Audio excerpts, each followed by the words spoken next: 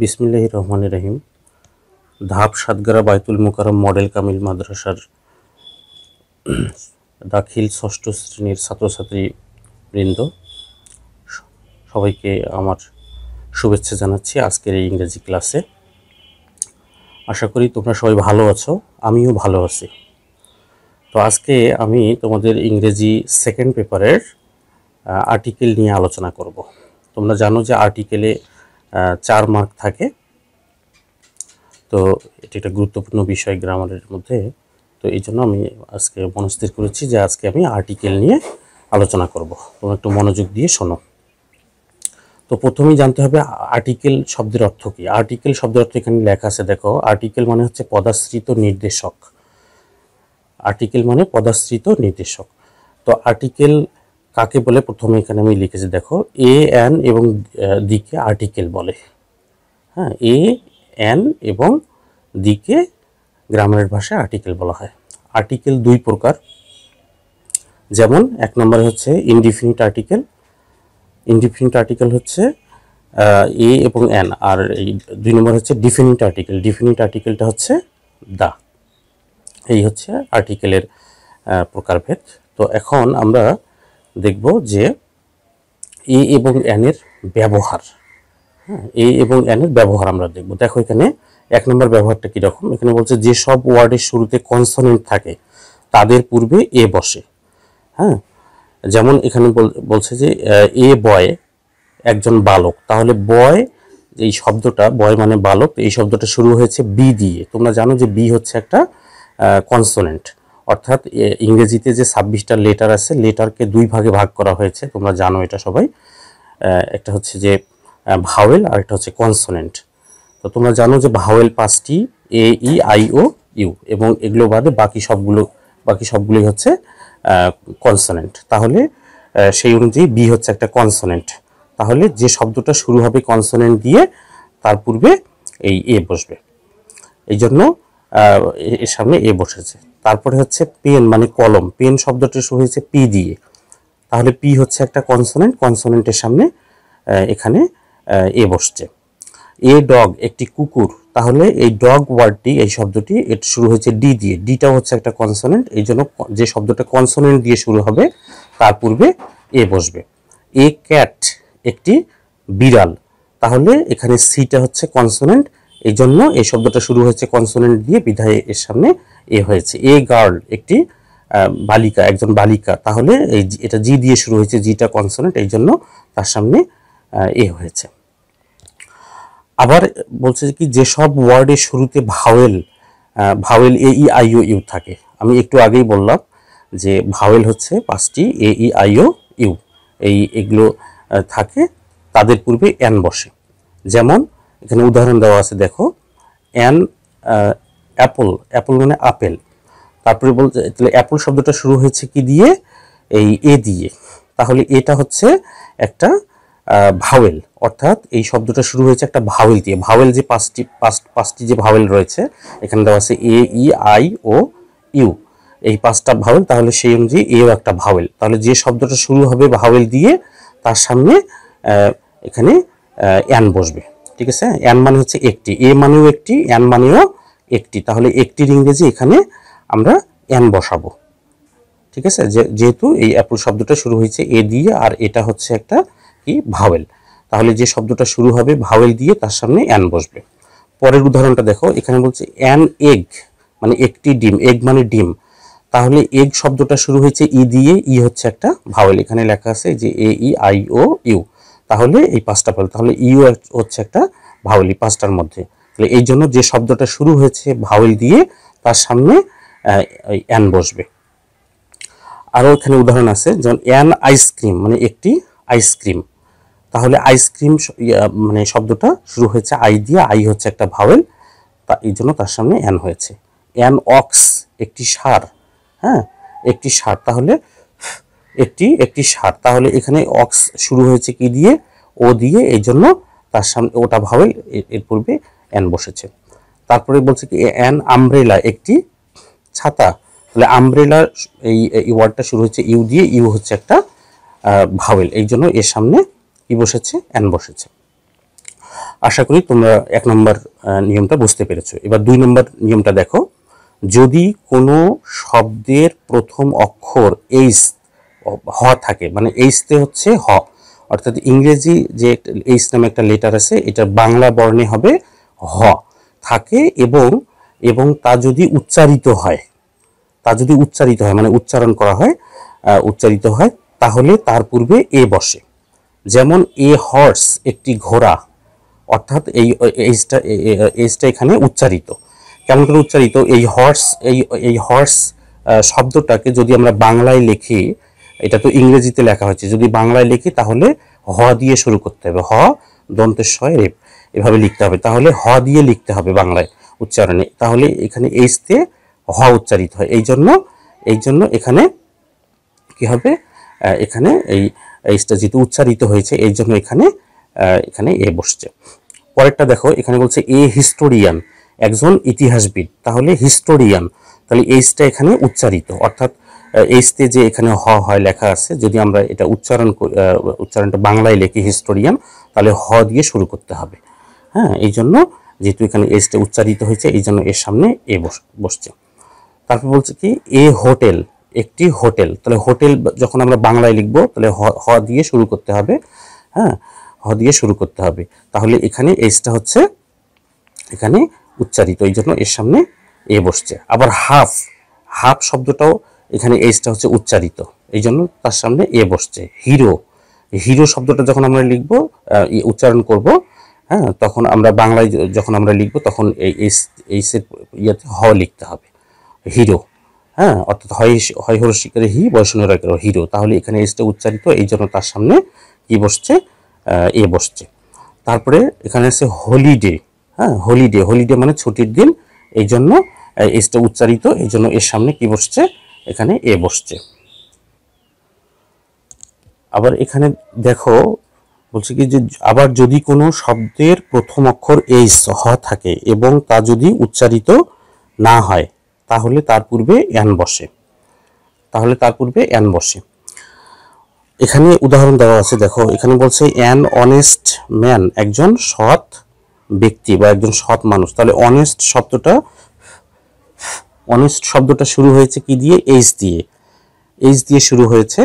তাহলে এখানে এইচ, আমরা জানি এইচ দিয়ে বাংলা বর্ণে হয় হ, কিন্তু এখানে এইচটা এখানে উচ্চারিত হয়নি, কারণ এখানে আমরা এই এইচটা আমরা এখানে উচ্চারণ করতেছি এখানে অনেস্ট। তাহলে অনেস্ট যদি আমরা বাংলায় লিখি তাহলে স্বরেও দিয়ে শুরু করতে হবে। হ্যাঁ, তার মানে আমরা জানি এইচ দিয়ে হ হয়, কিন্তু এখানে এই উচ্চারণটা কিন্তু, এই শব্দটার উচ্চারণ কিন্তু হনেস্ট হবে না, হনেস্ট এটা এরকম হবে না, তাহলে এটার উচ্চারণটা হবে অনেস্ট, অর্থাৎ হ না হয়ে অ হবে। এই জন্য এই এইচটা এখানে অনুচ্চারিত। তাহলে যে সব শব্দ শুরু হবে এইচ দিয়ে কিন্তু এইচটা অনুচ্চারিত থাকবে, তার সামনে অ্যান বসবে।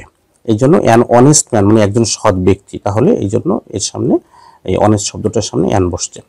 তারপরে অ্যান আওয়ার, 1 ঘন্টা, তাহলে আওয়ার শব্দটা এখানে আওয়ার শব্দটা শুরুতে যে এইচ আছে, এখানে এইচটা হচ্ছে অনুচ্চারিত। হ্যাঁ, অনুচ্চারিত। তোমরা এটা যদি বুঝতে পারো তাহলে এটাও বুঝতে পারবে। হ্যাঁ, তাহলে এইচতে যে হয় এখানে কিন্তু সেটা হয়নি, ঠিক আছে। আওয়ার, কারণ আওয়ার বানান যখন আমরা লিখবো বাংলায় তখন কিন্তু আমরা হ দিয়ে শুরু করব না, আওয়ার, তাহলে আ দিয়ে শুরু করব, এই জন্য সামনে অ্যান বসছে। তারপরে অ্যান এয়ার, একজন উত্তরাধিকারী, তাহলে এখানে এইচটা অনুচ্চারিত, এয়ার মানে হচ্ছে উত্তরাধিকারী। হ্যাঁ, তাহলে আমরা যখন এয়ার কথাটা লিখবো তখন এ অন্তস্থ বয়সনী দিয়ে আমরা বানানটা লিখবো, তাহলে এইচতে যে হয় বাংলা বর্ণে, এটা কিন্তু এখানে সেটা হইল না, এই জন্য এখানে অ্যান বসছে। তারপর বলছে অ্যান অনারেবল পার্সন, একজন সম্মানিত ব্যক্তি, তাহলে এখানে এইচটাও এখানে অনুচ্চারিত, এই জন্য এর সামনে অ্যান বসছে। তারপরে এখানে 3 নম্বরটা দেখো, যদি কোনো শব্দের শুরুতে ভাওয়েল থাকে এবং তা যদি ইউ এর মতো উচ্চারিত হয়, তাহলে তার পূর্বে এ বসে। যেমন এ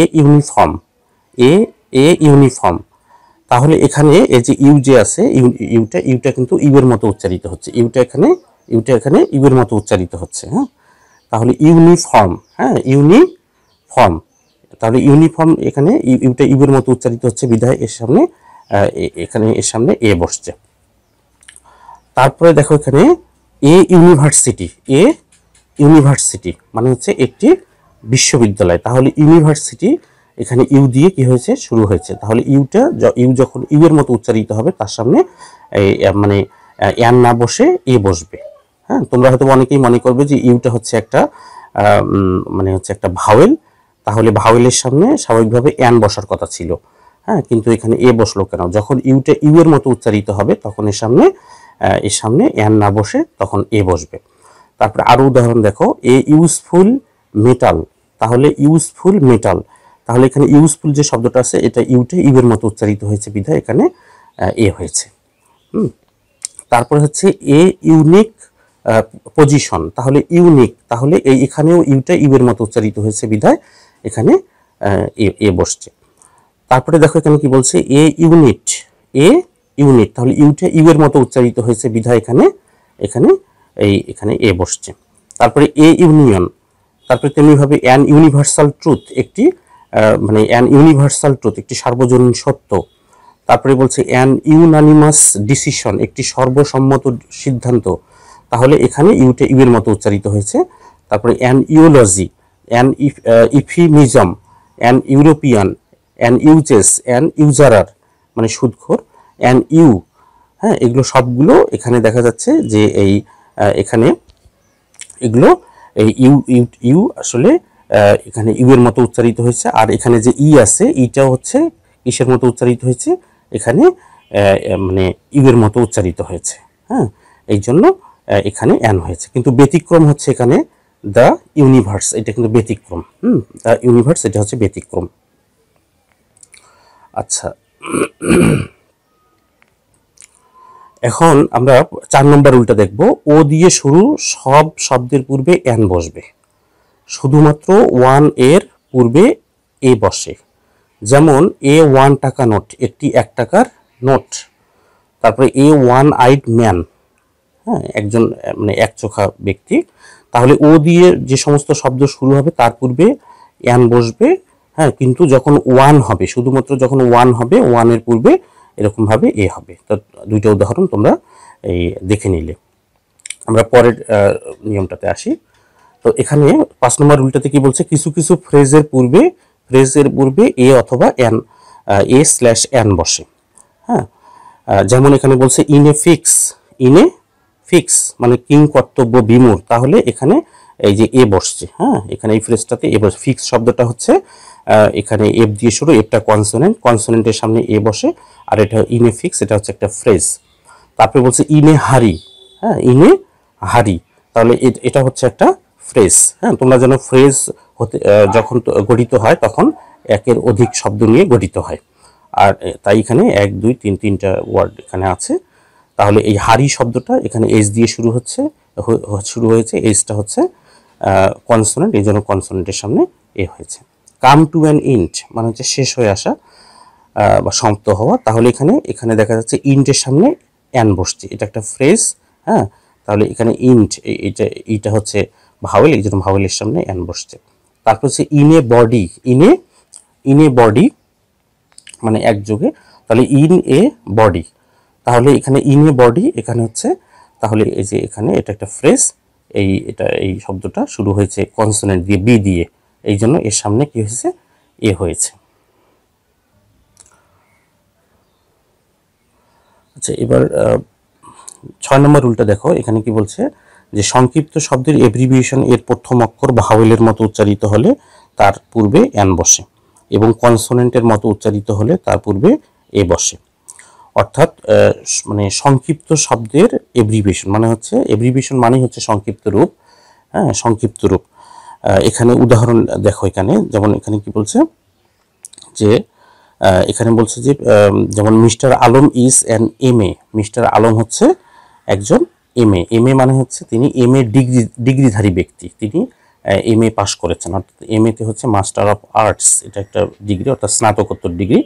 তাহলে এম যখন আমরা এমএ, হ্যাঁ, আর এমএ, এখানে এম যখন আমরা উচ্চারণ করব, এম উচ্চারণ করার আগে স্বাভাবিকভাবে কিন্তু এ উচ্চারণ করতে হবে, অর্থাৎ এম সমান সমান হচ্ছে এ প্লাস এম। যেমন আমরা যখন এম উচ্চারণ করব, দেখো আমরা যখন উচ্চারণ করব তখন কিন্তু এখানে তখন স্বাভাবিকভাবে এ চলে আসবে। যেমন এম, দেখো তোমরাও একটু নিজে নিজে প্র্যাকটিস করে দেখো যে এম যখন উচ্চারণ করবা তোমরা তখন কিন্তু এম উচ্চারণ করার আগে এ চলে আসবে। আবার একটু দেখো এম, তাহলে স্বাভাবিকভাবেই কিন্তু এম উচ্চারণ করার আগেই এ চলে আসতেছে, তাহলে এ হচ্ছে একটা ভাওয়েল। এই জন্য ভাওয়েলের সামনে সামনে এন বসার নিয়ম রয়েছে, এই জন্য এম এ। তাহলে এম উচ্চারণ করার আগেই যেহেতু এ চলে আসে এই জন্য এখানে এন বসছে। তাহলে mister Alam is an M A মানে হচ্ছে মিস্টার আলম এম এ ডিগ্রিধারী ব্যক্তি। তারপরে পরের উদাহরণটা দেখো, হি ইজ অ্যান এফআরসিএস, তিনি হচ্ছেন একজন এফআরসিএস মানে হচ্ছে তিনি এফআরসিএস মানে ডিগ্রিধারী ব্যক্তি। এফআরসিএস এটাও একটা ডিগ্রির নাম, এটা ডক্টরদের ডিগ্রি, অর্থাৎ fellow of royal college and surgeon. তাহলে এফ যখন উচ্চারণ করবে তোমরা তখন স্বাভাবিকভাবেই এফ উচ্চারণ করার আগেই এই যে এ মানে চলে আসবে। যেমন দেখো প্র্যাকটিস করে এফ, তাহলে কি চলে আসছে, তাহলে এ চলে আসছে, এই জন্য এ হচ্ছে একটা ভাওয়েল আর ভাওয়েলের সামনে এন বসছে, এই নিয়মটার মতোই। তারপর দেখো Imrul is a BA, Imrul হচ্ছে একজন বিএ মানে হচ্ছে তিনি বিএ ডিগ্রিধারী ব্যক্তি, হ্যাঁ, অর্থাৎ বিএতে হচ্ছে bachelor of arts, bachelor of arts, হ্যাঁ, ব্যাচেলর অফ আর্টস। তাহলে ব্যাচেলর অফ আর্টস, তাহলে এটাও একটা ডিগ্রি, কিন্তু এটা যখন উচ্চারণ করা হয় বিটা তখন কিন্তু ভাওয়েল সাউন্ড আসে না, তখন কনসোনেন্ট সাউন্ড আসে। যেমন বি উচ্চারণ করলে কিন্তু দেখো বি উচ্চারণ করলে কিন্তু আসে বি প্লাস ই, তার মানে এখানে কোনো ভাওয়েল আসে না, হ্যাঁ, বি উচ্চারণ করলে বি আসে। যেমন এখানে এফ উচ্চারণ করলে ই আসে, এফ উচ্চারণ করার আগে এ আসে, যেমন এফ, তাহলে আগে এফ উচ্চারণ করার আগেই কিন্তু এ আসতেছে, এম উচ্চারণ করার আগেই কিন্তু এ আসতেছে এম।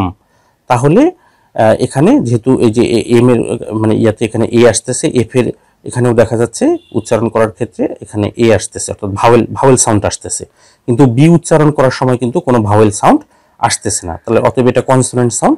তাহলে এই জন্য কনসোনেন্টের পূর্বে যেহেতু মানে এ বসার নিয়ম রয়েছে এই জন্য এর সামনে কি হয়েছে, এ হয়েছে। তাহলে ইমরুল ইজ এ বিএ মানে হচ্ছে ইমরুল হচ্ছে একজন বিএ ডিগ্রিধারী ব্যক্তি। তারপর পরের উদাহরণ বলছে যে সালাম ইজ এ বিএসসি, সালাম হচ্ছে একজন বিএসসি মানে এটাও একটা ডিগ্রি, তিনি একজন বিএসসি ডিগ্রিধারী ব্যক্তি। তারপরে পরের উদাহরণটা দেখো যে কি বলছে যে mister Russell is an LLB, mister Russell হচ্ছে একজন এলএলবি, হ্যাঁ, তার মানে এটাও একটা ডিগ্রি, তিনি এলএলবি ডিগ্রি অর্জন করছেন। তো তাহলে এখানে যখন আমরা এল উচ্চারণ করব তখন স্বাভাবিকভাবে এখানে কি চলে আসবে, এল এর কারণে এখানে এ চলে আসবে, হ্যাঁ, এল, তাহলে এখানে এ চলে আসবে এটি। আচ্ছা, তাহলে এই জন্য এখানে কি হয়েছে, এখানে এন হয়েছে।